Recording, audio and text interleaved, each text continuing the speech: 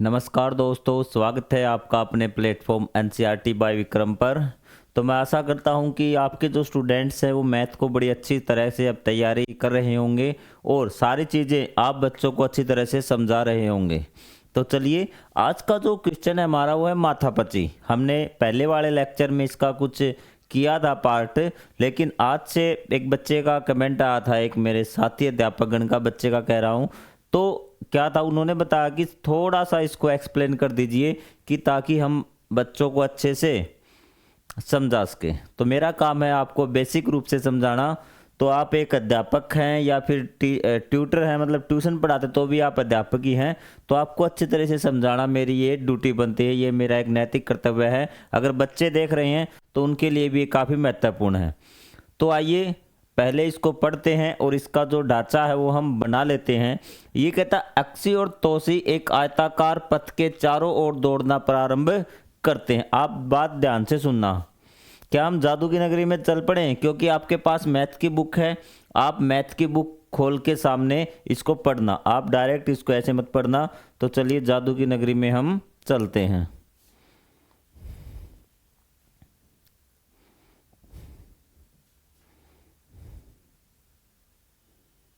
ये आ गया आपका यहाँ पर भी। अब कह क्या रहा है, आपके पास मैथ की बुक है, मैंने मेरे सुविधा के लिए लगाई। अगर आपको दिखाई दे रहा तो बड़ी अच्छी बात है, अगर नहीं दे रहा तो फिर भी कोई बात नहीं है, ठीक है। तो ये देखिए भी, अक्सी और तोसी एक आयताकार पथ के चारों ओर दौड़ना स्टार्ट कर देते हैं। एक आयताकार पथ मतलब एक रास्ता है आयत के आकार का। तो मैं वो रास्ता बना लेता हूं कि ये वो आपका रास्ता है। Page bye page, line by line हम एनसीईआरटी की बुक पढ़ रहे हैं, एक एक पॉइंट क्लियर करते हुए। तो ये रास्ता है। तो ये कहता है कि जब इस रास्ते पे दौड़ोगे ना आप, ये रास्ता ये वाला है अभी, इस पे दोनों बच्चे दौड़ रहे हैं। ये बात आपको आ गई समझ में? ठीक है श्रीमान जी, आ गई।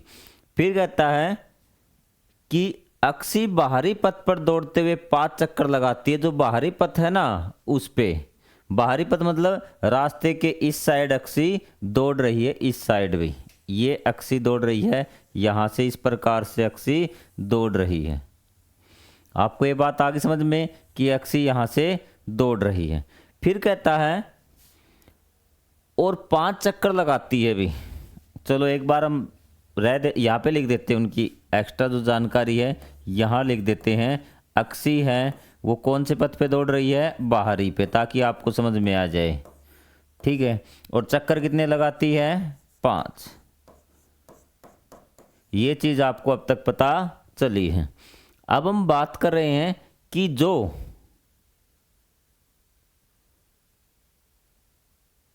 और तोसी बितरी वाले पथ पे, तोसी मतलब कि इसके साथ साथ यहां से इस प्रकार से चक्कर लगा रहा है तोसी भी, ठीक है। तो जो आपका तोसी है वो कौन से पथ पे लगा रहा है? बितरी वाले पे। और चक्कर कितने लगाता है? 7। क्लियर हुआ? ठीक है। एक बार हम देख लेते हैं। अगर ये देखिए, अगर ये यहां से यहां तक जाएगा ना, यहां से लेके यहां तक, तो कम दौड़ना पड़ेगा तोसी को अंदर वाले पथ पे। तो जो तोसी दौड़ रहा है वो आपका है 60 मीटर। कितना मीटर है? 60 मीटर। और जो आपकी बाहरी पथ पे दौड़ रही है अक्सी, उसको यहां से कितना दौड़ना पड़ेगा? 70। और यहाँ पे भी तो उसी 60 दौड़ेगा। और यहाँ पे जो ये दूरी है यहाँ तक, ये इसने 30 दे रखी है, और ये भी आपकी 30, आयताकार बताया है ना तो आयत बनेगा। और यहाँ पे इसकी 40 है, ठीक है। तो चक्कर आपने पूरे लगा दिए, क्लियर हुई बात आपकी सामने। तो ये कह रहा है कि अब वे आश्चर्य से बात करें कि कौन अधिक दौड़ी, आप यह ज्ञात कीजिए किसने अधिक दूरी तय की। कि सबसे पहले हमें यह बताना है कि किसने अधिक दूरी तय की। तो सबसे पहले एक चक्कर की दूरी निकाल ले दोनों की। एक चक्कर की दूरी आप निकालेंगे तो मान लीजिए कि एक चक्कर निकाल, तो उस आयत की आपको बाउंड्री ही निकालनी है। तो पहले हम क्या करें, जो बाहर वाला है जिस पे अक्सी दौड़ रही है उसकी हम दूरी निकाल लेते। आपको पता आयत है ना, ये आयत का परिमाप का फार्मूला लगेगा। ये भी आयत का परिमाप, या वही दूरी आ जाएगी। तो आ जाएगी 2 इंटू में लंबाई जमा में चौड़ाई। ये हम अक्सी वाले केस में कर रहे हैं, बाहर की लेनी है आपको 70। 2 इंटू में 70 प्लस में 40, 2 गुणा में 110, 220। ये अक्सी के एक चक्कर की है और अक्सी ने कितने चक्कर लगाए? 5। तो 220 को हम क्या करेंगे? 5 से गुणा कर देंगे। 220 गुणा में 5, ये हो जाएगा 1100 मीटर अक्सी दौड़ी 5 चक्रों में। ये बात क्लियर हुई? तो मैं एक बार आगे लिख देता हूँ कि यहाँ की अक्सी है वो एक चक्कर में कितनी दौड़ी, सॉरी 220, कितनी दौड़ी? 220। और ये था 5 चक्कर में वो कितना दौड़ेगी? आपको पता है 1100। क्लियर हुआ? अब हमें निकालना तोशिका। तो तोशिका आप निकालेंगे तो बाहर वाला आयत लेंगे। तो तोशिका भी सेम, ये बाहर भी तो क्या है? एक आयत ही तो है। तो ये आप ले लेंगे कितना? 70 और 40। सॉरी, तोसी अंदर वाले पे दौड़ रहा था अभी, तोसी आपको बताया था ना भीतरी वाली पे। तो 60 और 30, ये हो जाएगा परिमाप आपका 2 इंटू में लंबाई जमा में चौड़ाई, 60 प्लस में 30, ये 90 गुणा में 2, कितना हो गया? 180। ये बात मैंने आपको पहले लेक्चर में समझा दी थी। तो आपका जो तोशिका एक में आया, ये आपका तोशिका, ध्यान से, एक चक्कर में कितना आया था? 180। और तोशी ने चक्कर कितने लगाए थे? 7। तो 7 चक्कर में कितना आएगा तोशिका? 7 0 0, 7 8 56, असिल 5, 7 कम 7, 7 और 5 12, 1260 टोटल है। वो दूरी 7 चक्रों की आ गई तोसी की, और अक्सी की आ गई 1100 की। तो वे आश्चर्य के कौन अधिक दौड़ा? तो आपका जवाब है अधिक दौड़ा तोसी भी। कौन दौड़ा? तोसी। क्लियर हुई ये चीज आपकी? आप यह ज्ञात कीजिए किसने अधिक दूरी तय की हुई। किसने अधिक दूरी की? तो जो ज्यादा दौड़ेगा वही तो अधिक दूरी तय करेगा। तो तोसी ने ही अधिक दूरी तय की है भी।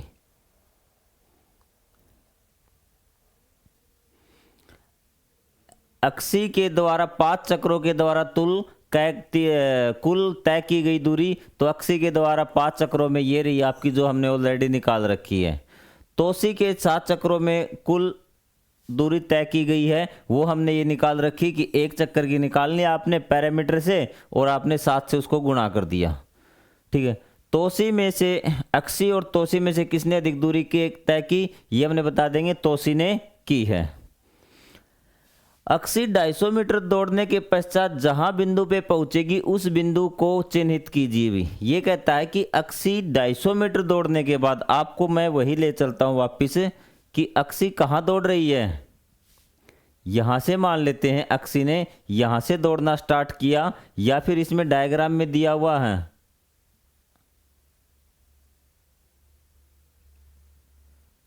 अच्छा, इसने कोई स्टार्टिंग पॉइंट नहीं है, हम स्टार्टिंग पॉइंट मान लेते हैं कि यहाँ से अक्सी ने दौड़ना स्टार्ट किया। तो एक चक्कर उसका कितने में पूरा होगा? 220 में। कितना? 220 में यहाँ से वो दौड़ना स्टार्ट करेगी इस प्रकार से, और यहाँ से ये एक चक्कर पूरा हो गया 220। इसने कितना पूछा है कि 250 ना, 250 के भी उस पर ए बिंदु चिन्हित किए, तो वहाँ पे ये दोबारा लगभग यहाँ से कहा जाएगी, ये आपका ए पॉइंट हो जाएगा। क्लियर हुई बात? फिर कहता है आपका, अब अक्सी 1000 मीटर दौड़ चुकी, बताइए अपने पथ से कितने चक्कर पूरे लगाए भी। अगर उसने 250, 1000 है ना, कितने दौड़ी वो? 1000। तो उसका एक चक्कर है 220 का। एक चक्कर कितना है? 220 का। तो दूसरा चक्कर कितना होगा? 440 का। ये एक चक्कर इतने का, ये 2 चक्कर। इसका अगर हम डबल करेंगे 880, 880 में 4 हो गए, तो क्या वो एक चक्कर और लगा देगी? क्या वो एक चक्कर 220 का, 2 चक्कर 440 मीटर के, तो 2 का डबल 4 चक्कर उसके 880 मीटर के हो जाएंगे। मतलब कि वो लगभग 880 हज़ार में 4 तो कंप्लीट कर लेगी, और ज़्यादा दूरी कितनी कम करेगी? 1000 में से हम 880 घटा देंगे, 1000 माइनस 880 कितना बचेगा? 120 मीटर। तो अक्सी देखिए यहाँ पे कि पहला चक्कर वो यहाँ पे कंप्लीट करेगी, फिर दूसरा भी यहाँ पे कंप्लीट करेगी, तीसरा भी यहाँ पे और चौथा भी यहाँ, और वो 180 मीटर मतलब 40 और 60 100 130 मतलब वापस लगभग वो यहाँ से करीब पहुँच जाएगी अपने चक्कर के। आपको सिर्फ ये दिमाग लगाना है और आपके एग्जाम में इस प्रकार का क्वेश्चन नहीं आएगा। अध्यापक गण देख रहे हैं, वो बच्चों को आराम से समझा सकते हैं।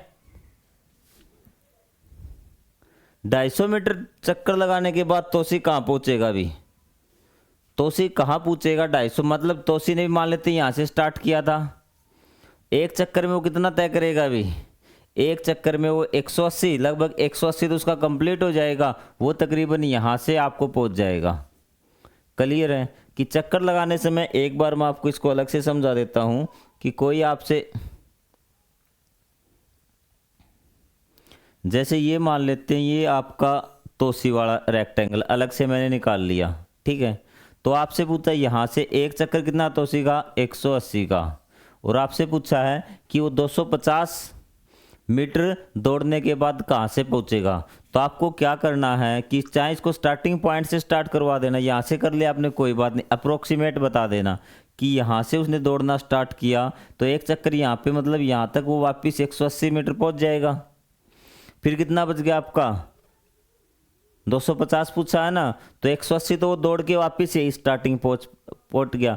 तो अब आपको कितने बच गए? 70 पॉइंट बच गए, 70 मीटर की डिस्टेंस। आपको पता 30 ये और 40 ये 70, तो ये तो कंप्लीट नहीं हो क्योंकि ये भी सब कुछ बाकी है, यहाँ से वो पहुंच जाएगा। इस प्रकार से आपको एक क्वेश्चन करना है, माथा 25 वाला भी।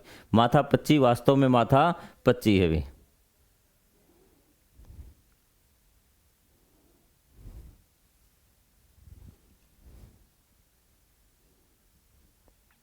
अब देखिए क्या कह रहा है, तो आपको थोड़ा सा मुझे ये बड़ा करके दिखाना पड़ेगा क्योंकि गहन सोच है भी, क्योंकि आपको सोच समझ के लाइन बाय लाइन आपको समझाना मेरा परम कर्तव्य है, धर्म है मेरा अब ये कि सामान्य दौड़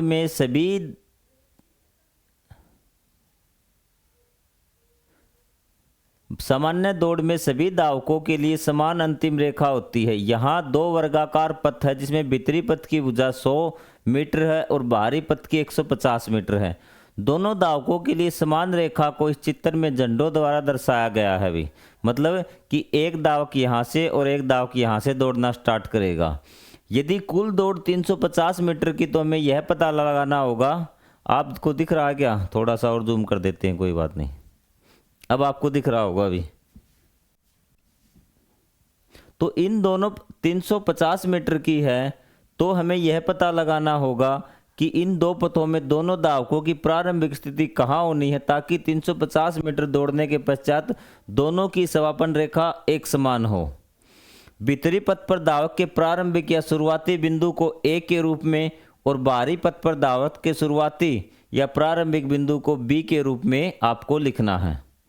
अब देखिए भी रेस कितने की है? 350 मीटर की भी। जो बाहरी है ना उसका हमें स्टार्टिंग पॉइंट लिखना है कि वो कहाँ से स्टार्ट करे भी। क्लियर है? तो हम देखते हैं, एक मिनट रुक जाइए ताकि आपको अच्छे से दिख जाए।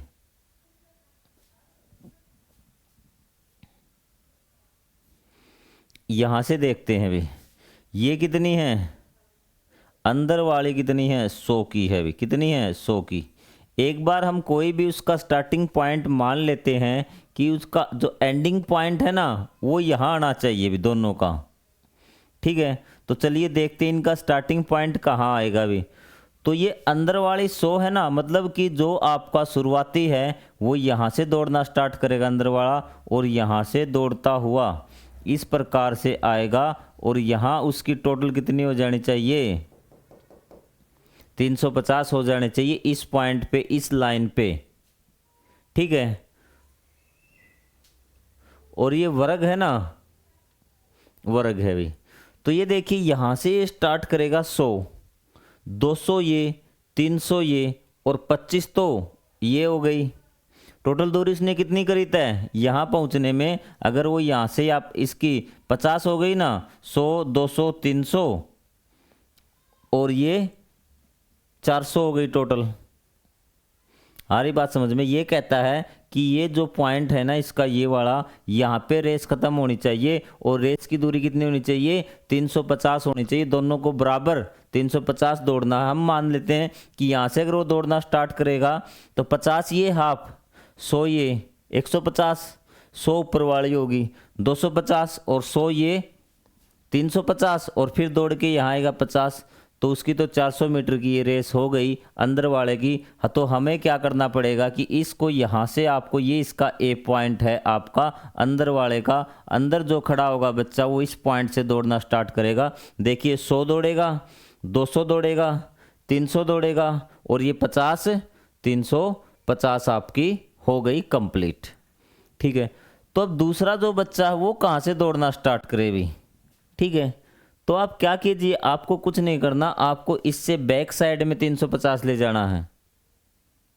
आपको मैं शॉर्ट फॉर्म बता रहा हूं कि अगर आपको बराबर रेस करवानी है ना तो बैक साइड से ले जाइए। तो ये कितनी है आपकी? 150, जो बार वाली 150 है ना, ये आपकी 75, ये भी 150 आपकी हो गई। कितनी होगी? 150 और ये 50, ये कितनी होगी आपकी? 150, 150, 300 और ये 375 होगी यहाँ तक। तो हमें थोड़ा सा उसको और आगे सरकाना होगा, तकरीबन यहाँ से आएगा भी। कितना आएगा? यहाँ से वो दौड़ना स्टार्ट करेगा। एक बार देखें कितनी होगी उसकी। ये आपकी कितनी होगी? 75, सॉरी 125 के करीब ये होगी। कितनी हो गई? 125, 125 और 75, 125 और 75 बताइए मुझे भी कितनी होगी, क्योंकि कंफ्यूज आपको नहीं होना है। पहले वाली आपको समझ में आ गई, क्योंकि यहाँ कंफ्यूज आप क्यों हो रहे हैं? क्योंकि आपके पास यहाँ 75 तो है और 50, ये 225, कितनी हो गई?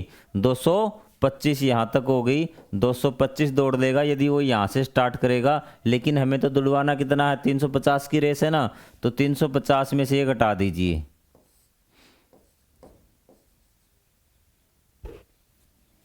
दस में से 5 गया 5, 4 में से 2 गया 2 और 3 में से 2 गया 1, 125। बस हो गई इनकी दूरी कंप्लीट। इतना ही तो उसको दौड़ना था। ये इसका बाहर वाले का बी पॉइंट आ जाएगा। तो आपको चीज़ समझ में आई क्या?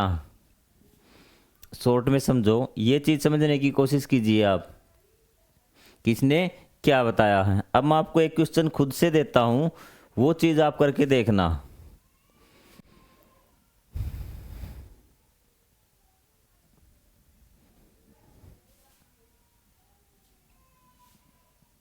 देखिए ये ग्राउंड है कोई, हम मान लेते अपनी मर्जी से, वो वही वाला मान ले क्या? ठीक है, यहाँ पे रेस ख़त्म होगी। ठीक है, अब रेस होनी है आपकी, आपकी कितनी? 350 मीटर की। ये लंबाई कितनी है? 100 की। ये भी कितनी है? 100 की। ये 150 की है और ये भी ऊपर वाली 150 की। ये लंबाई भी 150 की और ये लंबाई भी 150 की। ये आपसे पूछा गया है। एक बच्चा इस रास्ते से दौड़ता हुआ आएगा, एक बच्चा इस रास्ते से दौड़ता हुआ आएगा। ये बताओ शुरू कहाँ से करें और रेस कितने की करानी है आपको? 350 मीटर की रेस होनी चाहिए। पहले अंदर वाले का दिखाएं। आपको क्या करना, यहाँ से वापस जाना है, जहाँ से वो दौड़ता हुआ आ रहा है जिस साइड से, वहाँ से 350 करने हैं। तो ये आपका 50 हो गया, ये आपका 100 हो गया, ये भी आपका कितना, सॉरी 100 है ना, तो 100, 200, 250, 100 ये हो गया 300 और 50 ये था। तो मतलब वो यहाँ से दौड़ना स्टार्ट करेगा ए पॉइंट से। 350 दौड़ेगा ना, जैसे ही विसल बजेगी ये 350 दौड़ेगा, दौड़ जाएगा कंप्लीट। अब ये वाला भी, ये वाला आपको पता है ये 75 हो गया। अभी कितना हो गया? 75 और ये 150, 225 और इसमें से आपको कितना चाहिए? 125 ही चाहिए ना, तो 125 कहाँ बनेगा, यहाँ से बनेगा, यहाँ ये बी पॉइंट यहाँ से दौड़ना स्टार्ट वो करेगा। क्लियर हुई चीज़ आपकी, कर दोगे इतना। तो अब ये भी कितना दौड़ेगा, जैसे ही विसल बजेगी वी वाला यहाँ से दौड़ेगा और ए वाला यहाँ से दौड़ेगा, ये भी कितना दौड़ेगा 350, ये भी कितना दौड़ेगा 350 में दोनों यहाँ पे आ जाएंगे, जो पहले आएगा वही जीत जाएगा। यही आपको सारी बातें बता रखी हैं। क्या आपको समझ में आया, शॉर्ट में निकाल देंगे अब आप ज़रूर निकाल देंगे। अब आपको किसी प्रकार का कोई डाउट नहीं होना चाहिए।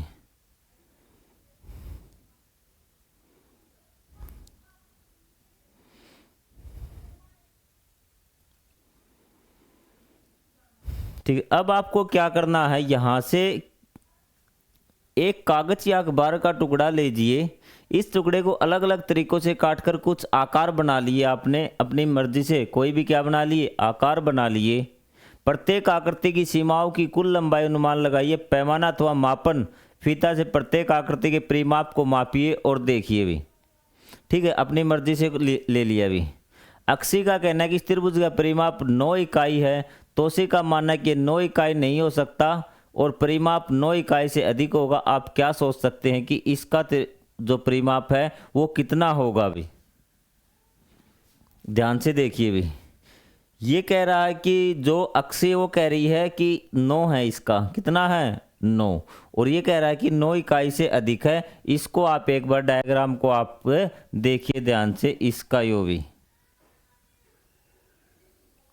इसका जो परिमाप है तो देख लेते हैं। जो इसके बीच की डिस्टेंस है ना वो 1 है। तो चलिए हम ऊपर वाले की डिस्टेंस बताइए, 1 2 3।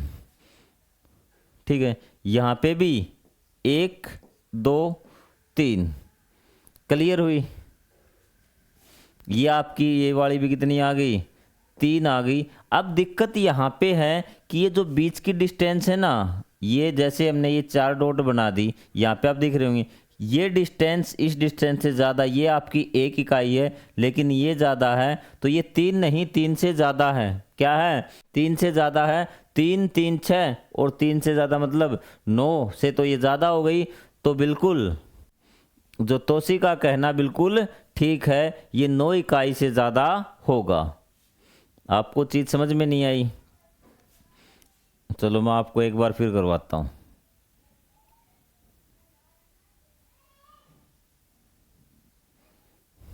अब ध्यान से देखिए, अब इकाई का मतलब है 1 यूनिट। क्या है 1 यूनिट, कि इसके और इसके बीच में जो इकाई है ना, पेन थोड़ा सा मैं बारीक लेता हूँ, अरे हो जब ये 1 इकाई है तो यहाँ कितना 1 2 3।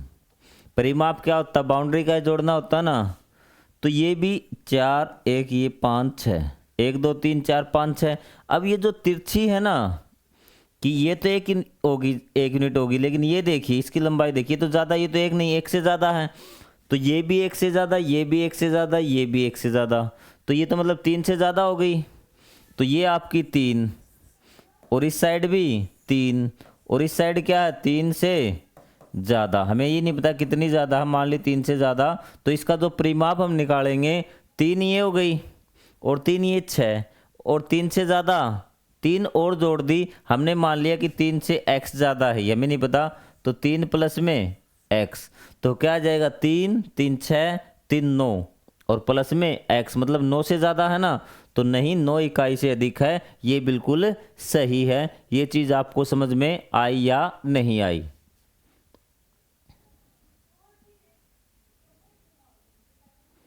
इस आकृति में अलग अलग इकाई की रेखाएं हैं। लाल रेखाएं और नीली रेखाएं की लंबाई मापिए, क्या वे समान है। हम लाल रेखाओं को सीधी रेखाएं और नीली रेखाओं को विकर्ण रेखाएं। त्रिभुज का परिमाप सीधी इकाई 3 विकर्ण इकाई है। इसे हम संक्षिप्त रूप में 6x + 3d लिख सकते हैं। मतलब कि आपको जो आपका सीधी रेखाएं थी ना उसको s मान लिया और जो आपकी तिरछी इकाई थी उसको d मानना है। तो इसने क्या कहा,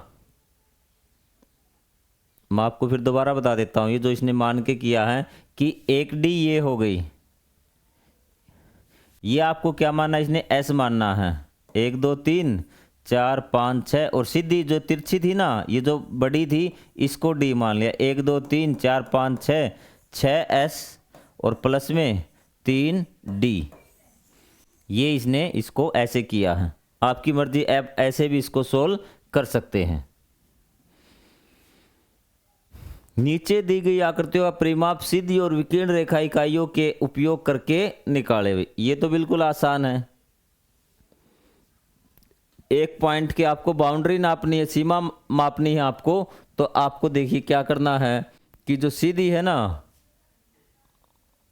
तो उसको तो क्या मान लेना है, एस मान लेना। क्या मान लेना, एस।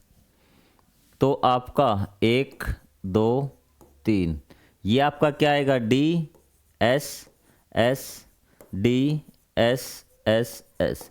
कितने एस हो गए, 1 2 3 4 5 6 7 और ये 8। इसका हो गया आपका 8s प्लस में डी कितनी, 2d। अब इसका भी, ये तिरछी इसको क्या, d, और जो ये भी क्या है, d। सीधी s, तिरछी d, s s, ये d, ये आपकी सीधी है, ये तिरछी है d, और ये भी तिरछी d। अब देख लीजिए s कितने हैं और d क्या है। d मतलब विकिरण वाली इकाई है। इसमें भी कर लोगे आप, कर दोगे या फिर मैं करवाऊँ आपको? तो मेरे हिसाब से आप कर लेंगे। जहाँ सीधी आपको s देख लेना, ये आपका d तिरछी, ये d, यहाँ s s s, d d s s। 2 पॉइंटों के बीच में जहाँ लाइन खींची हुई ना, अगर वो लाइन तिरछी है तो आपको d लिखना है, नहीं तो क्या लिखना है, s लिखना है। s s s d s s। अब काउंट कर लोगे कितने s और कितने d है, उसी प्रकार आप इसमें कर लेंगे n में। क्लियर है? अब समबहुभुज का परिमाप भी। समबहुभुज क्या होता है, सम मतलब समान। जिस आकृति में सभी भुजाएं क्या हो, समान हो, वो आपकी समान बहुभुज आकृति कहलाती है। क्लियर है? आकृति अनुक्रम 1 में समबहुभुज का अध्ययन किया था। वैसे मैं आपको बता दूंगा कि वे बंद आकृतियां मैंने आपको बताई थी ना, कि वो उसमें आपको पता नहीं चलेगा कि वो स्टार्ट कहाँ से हो रही है और ख़त्म कहाँ से हो रही है। वो आपकी क्या कहलाती हैं, बंद आकृतियां। जिसमें सभी कोण और भुजाएं बराबर हो, वो समबहुभुज कहलाते हैं। कोण भी बराबर होने चाहिए सभी, और उसकी भुजाएं भी बराबर होनी चाहिए। तो उसमें पहली आती है आपकी समबाहु त्रिभुज।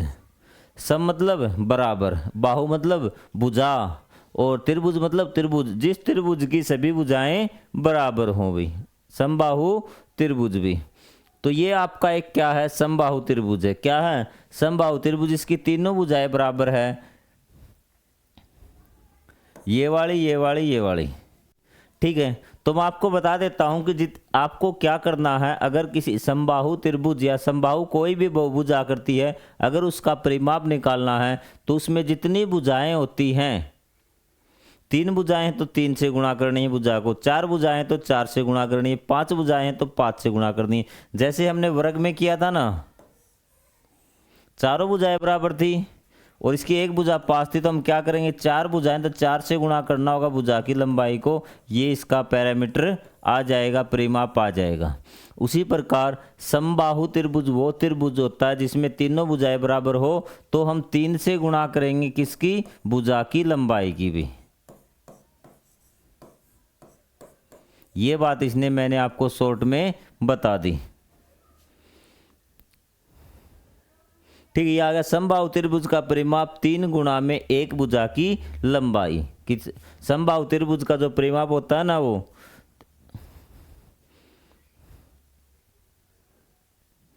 एक वर्ग और समबाहु त्रिभुज के बीच में क्या समानता है भी।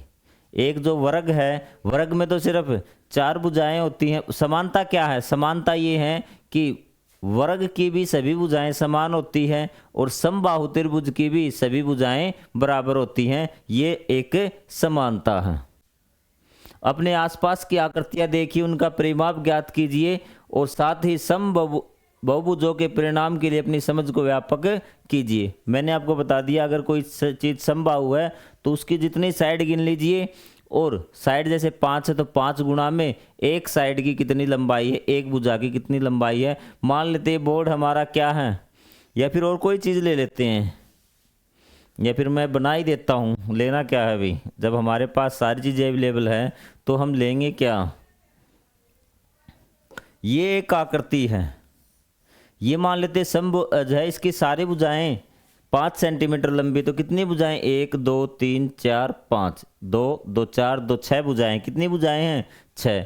तो आप 5 गुणा में भुजा की लंबाई कितनी 6, तो कितना उत्तर आ जाएगा 30।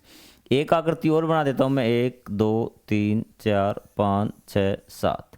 ये एक आकृति है और इसमें सभी भुजाएं समान हैं भी। मान लेते हैं 4 सेंटीमीटर लंबी है, तो भुजाएं कितनी है 7, और भुजा की लंबाई 4 सेंटीमीटर, तो 4 से, तो इसका परिमाप कितना आ जाएगा 28 सेंटीमीटर। तो क्या आप निकाल लेंगे। आज के चैप्टर में इतना ही था कि जो समबाहु आकृतियां हैं उनका परिमाप कैसे निकालते हैं और आपको समबाहु त्रिभुज किसे कहते हैं, ये चीज़ें आपको याद रखनी है। क्लियर कर लेंगे। या और कोई डाउट आपका, अगर यहाँ पे भी और कोई डाउट है तो आप कमेंट बॉक्स में लिख सकते हैं। समबहुभुजों के विषय में अधिक बातचीत कीजिए। विद्यार्थियों को समबहुभुज के परिमाप के लिए एक सामान्य सूत्र बनाने के लिए हेतु प्रोत्साहित कीजिए। सामान्य सूत्र आपका बना दिया है कि आपको समभुज में जो समबहुभुज होता है उसमें क्या करना है, साइड गिननी है। 4 साइड हो तो 4 से गुणा करनी है, 5 हो तो 5 से, 7 हो तो 7 से गुणा करनी है। तो आज के लिए इतना ही आपका, फिर हम करेंगे अगली क्लास में समझेंगे, क्योंकि सारा एक ही दिन समझ लिया तो आगे आपको समझ में नहीं आएगा। बिल्कुल आराम से, कोई हमें जल्दबाजी नहीं है। जहाँ पे डाउट होता है वहाँ आप बता देना कमेंट बॉक्स में कि सर ये चीज़ मुझे समझ में नहीं आई। पहले एक बार दोबारा से उसको देखना, फिर भी समझ ना आए फिर मुझे बताना। मैं आपको लाइव आकर या कैसे भी करके आपका जो डाउट है ज़रूर सोल्व कर दूँगा। चलें, जय हिंद जय भारत।